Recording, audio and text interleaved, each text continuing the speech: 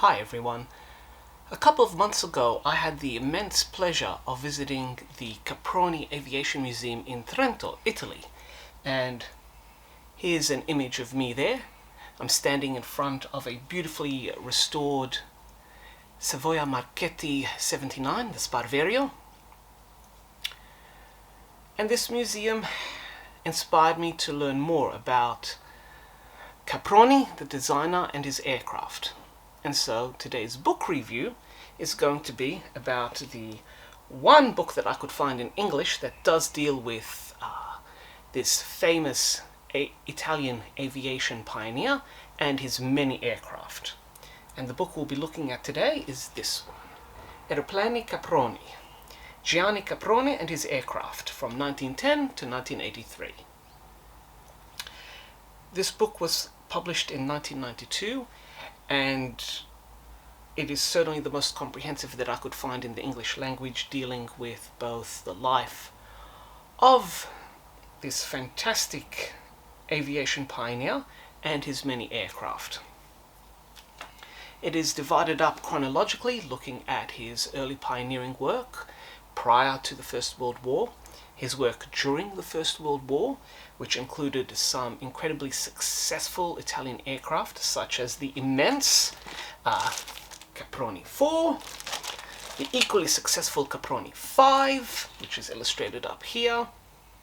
Some of these giant aircraft were comparable to the large German bombers of the late First World War, as well as some of the English ones as well. Sorry. In addition, we then look through at his interwar projects, looking at biplanes, triplanes, some of which were used in the Second World War. And then throughout the 30s and into the 40s, Caproni moved into experimentation, as well as partnering with other aviation companies. Some of their more notable experimentations included the rather unusual Stipa Caproni, another photo up here, and the revolutionary Campini Caproni. Again, more photos up here from the book, and here's another book dealing with this particular aircraft. In World War II, they partnered with Reggiane and produced some of those beautiful fighter planes, including at the very end of the war, the exquisite Reggiane Sagittario. And the book then rounds up with a look at the Caproni company's work post-war, looking at their early light planes as well as their gliders.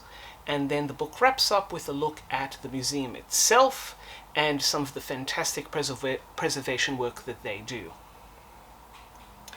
This book is mostly photograph based, and you've seen a lot of those up here. There's about 5% of the photos that are in color. Most of them relate to the more modern aircraft or some preserved examples.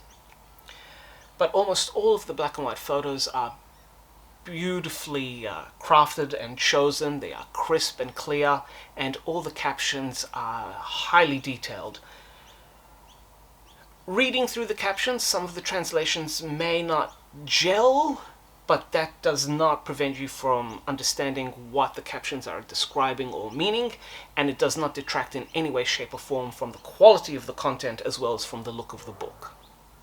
This is a fantastic book, and certainly one that should be republished, perhaps with an updated chapter on what the museum has been doing and what other aircraft have been preserved and restored since 1992. And perhaps a chapter on the future of Caproni. This fascinating aviation pioneer led Italian aviation prior to the First World War and through those turbulent years of that great conflict. And he certainly deserves to be much more well known. And this book does a fantastic example of explaining the incredible plethora of aircraft that he and his company produced. And you can also see how aviation evolved through the various aircraft. My personal favorite is also featured here, which is the CA-60 Trans Aereo. You can see some photos up here. It's, 3 sets of triplanes, it's a seaplane, it's a flying ocean liner, it's everything. And it was a glorious failure. It's almost meme-worthy. I can imagine the junior designers going up to Caproni and saying to him, Signori, how many wings do you want? And he's like, si, yes, all of them. Anyway, there is also a model and a few artifacts from this interesting aircraft also on display at their museum in Trento. If you love aviation, if you love learning about European aviation, and if you also have a particular interest in pre-World War II aviation, then this book is a must to hunt down. Gloriously illustrated, beautifully detailed, and shines a fantastic light on this incredible Italian aviation pioneer. Do hunt it down and add it to your aviation library.